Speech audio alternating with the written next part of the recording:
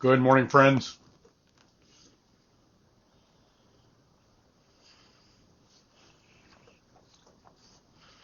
Hello, gang. Good morning to you.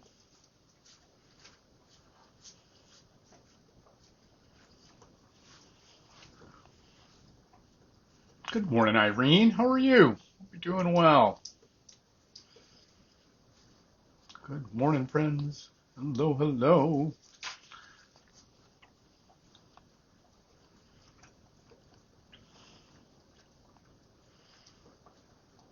Hello, everyone. Everybody's doing okay in this morning.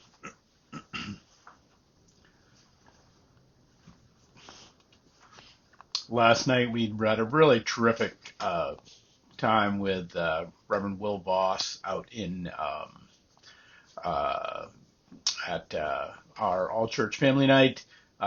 Will came down from Yarmouth. He's the pastor there and he's a great guy. He's the author of many books and really came to share about our summer read, A Severe Mercy, with by Sheldon Van Auken. So I know some of you have been interested in a copy.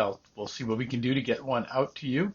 Um, yeah, it is a gift this morning to have this front that has come through. It's funny, I have friends all up and down the East Coast and East and West, and to just kind of see different people kind of commenting on the front as it moved through to go from that oppressive heat and heaviness of the day to this to finally some cool and some fresh and as you know, hey, good morning, Donna. As Donna says, some breathable air. So, all right, let's get going this morning. It is the 29th day of August here at 11:11 on this Thursday. I pray that you're well and that things are good for you. That I want to look at the 61st Psalm today, but first I want to just share with you what we're looking at it in, which is this Bible. This I shared with you this week that my aunt June passed this last weekend, and we had the opportunity to lift her up, and but she was the keeper of this Bible, and it got handed to me, which was just a great and grand honor. But has in it, it was given to my grandparents by her husband, and so it has my grandparents' names in it. It has my parents' names and my aunt and uncle's names, and the those who came before my grandparents as my great grandparents' names in it and family. So, and I'll endeavor to keep that legacy of it of those names continuing on, and the all of the journey of this life and the way that it changes so often that like this weather that we've been talking about, that this we've had this just heaviness of humidity that's been on us, and now the front has come through, and we walk outside and there is some refresh and cool air,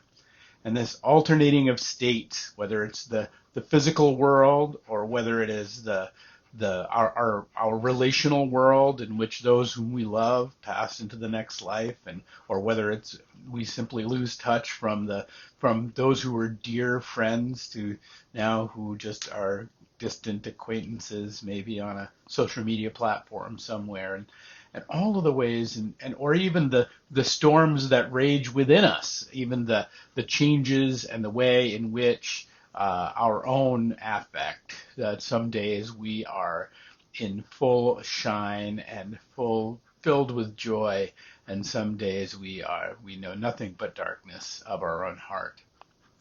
And so I I want to offer you. So this Bible has become a little bit of a symbol of that for me this week as we've been moving through these different things in these different places. And so I want to share with you the 61st Psalm out of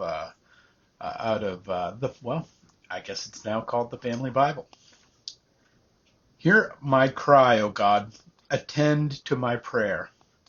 From the end of the earth will I cry unto you. When my heart is overwhelmed, lead me to the rock that is higher than I am. For you have been a shelter for me and a strong tower from the enemy. I will abide in your house forever. I will trust in the covert in the cover of your wings. Selah. For you, O God, have heard my vows. You have given me the heritage of those who fear your name. You will prolong the king's life, and his years as many generations. He shall abide before God forever. Will prepare mercy and truth, which may preserve him. So I will sing praise unto your name forever, that I may daily perform my vows. There's a wonderful quote from C.S. Lewis, and part of our book, Severe Mercy, that we've been spending time with this summer. It has within it a number of letters from Lewis to Sheldon Van Auken, and it has their correspondence, which are just precious and deep and wise as often Lewis can be. But one thing, one sense that Lewis comes up with is that we understand that life will change, that the world will change, that there will be transformations here and there, that even our own affect will change. Our heart is an unreliable little creature, and some days it will be filled with joy, and some days it will be filled with dread. Even our minds don't bring us to the best places of all time. Certainly, our bodies betray us in the descent of the world and the way in which we simply are all give way to age. Our relationships betray us in the ways that they change, in the way that people are, and not even just evil, but just sometimes just people, and finite and forgetful, and even the world and in the weather and in the storms and the changes of life transform. But we will sing praises and daily perform our vows. This is the invitation that it shows up in the 61st Psalm. It is the appeal for the King of Israel is how it is framed, but it's really if you think about the King of Israel not just as the kind of the monarch that sits on the throne, but the sense of our own autonomy and our own ability to kind of run our lives. Any given day we are successful at that, and some days we just fall to pieces in it.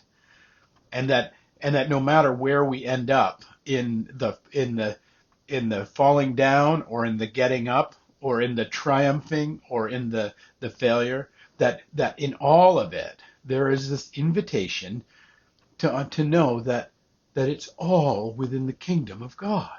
That there's not, oh, this part is outside the kingdom and that part isn't. This part God can do something with, but that part, oh gosh, that's just a mess, and I've made it probably.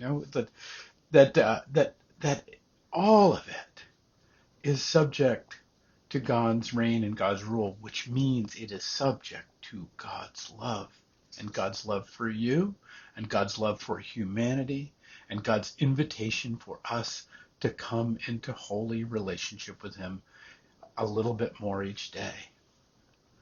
And so as the Israelites call to this to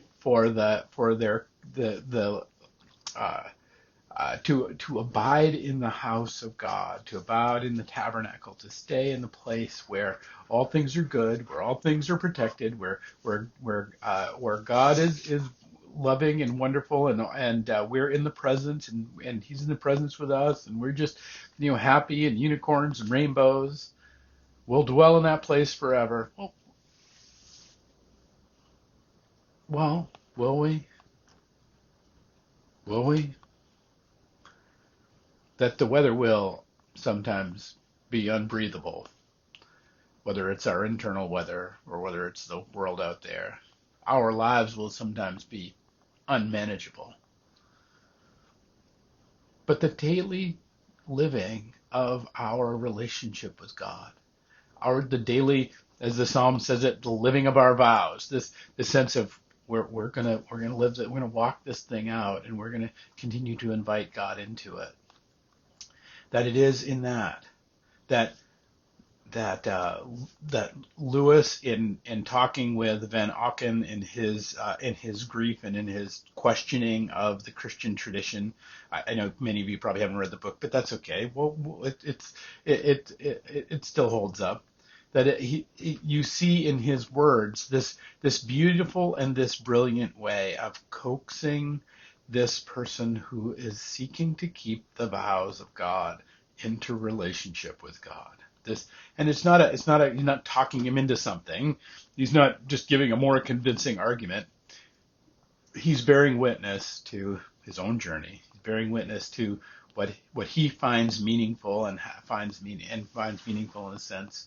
And it and I share it with you today and kind of invite you to the book if it's not a journey you had, but and invite you to this keeping of our daily vows. Because in many ways, what else is there? We can fret about tomorrow and, oh God, what's going to happen tomorrow? And we can lament about the past. Oh my God, I was such a loser. I'm so hurtful. I didn't do the things I could have done. I fell apart. I missed the mark. But today is the living of our vows. Today is the living of our relationship with God. And that's the one we have. That's the place we are. No matter what the weather's doing, no matter what we feel like inside, no matter what our feeling state is, if it is grand and beautiful and great, or if we are disconnected and dark, we can still move forward in the living of our days, in the living of this relationship.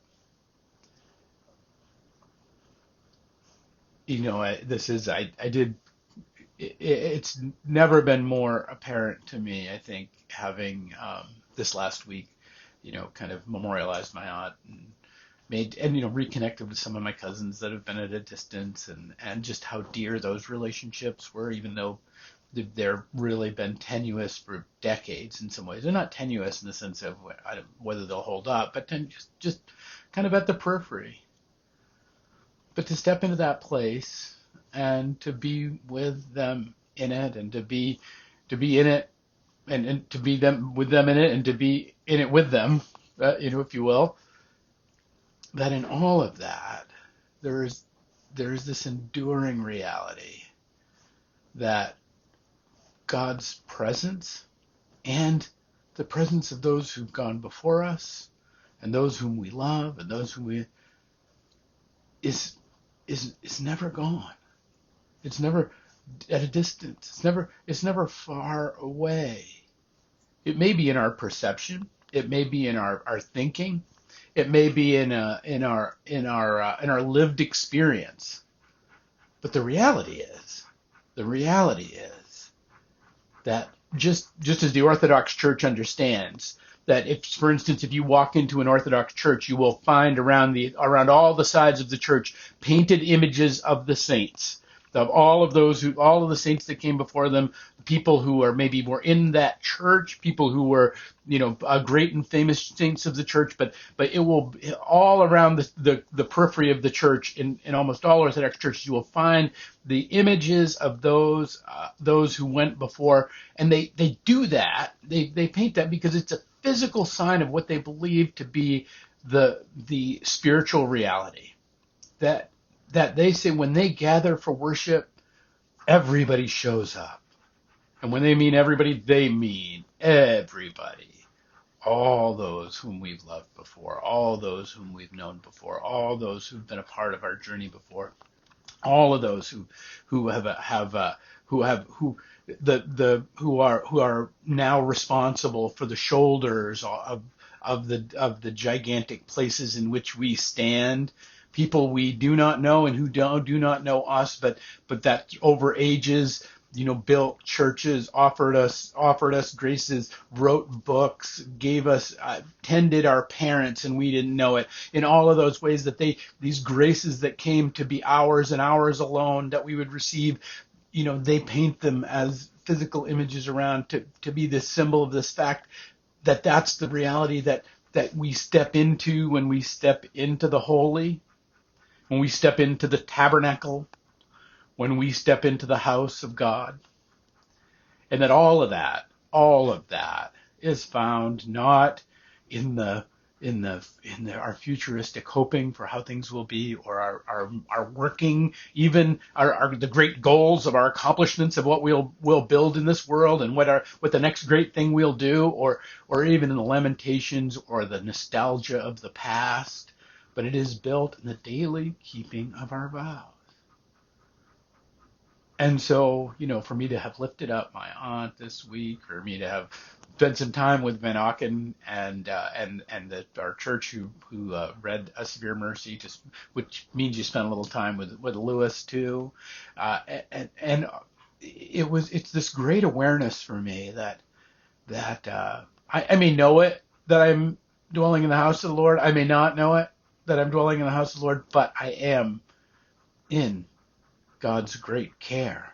I am in the tabernacle of the Lord every second, because I have been given so great a cloud of witnesses. I have been given so great a joy of being. I have been given so much a wonder of the people that have come before me, and that wherever the storms of my heart that is fickle, the cloudiness of my mind that is often confused, or even the rebelliousness of my body, which is often broken or itchy or whatever it's doing, I still can find in the daily tasks of living, in the daily tasks of staying in relationship with the one who made me, and by virtue of that, staying in the relationship of those I love and the people around me, of doing the tasks that are laid before me, whether it's doing the dishes or being dutiful in my work, or whatever it is the usefulness that has been called to me in the day, whatever it is, that will draw me back once again.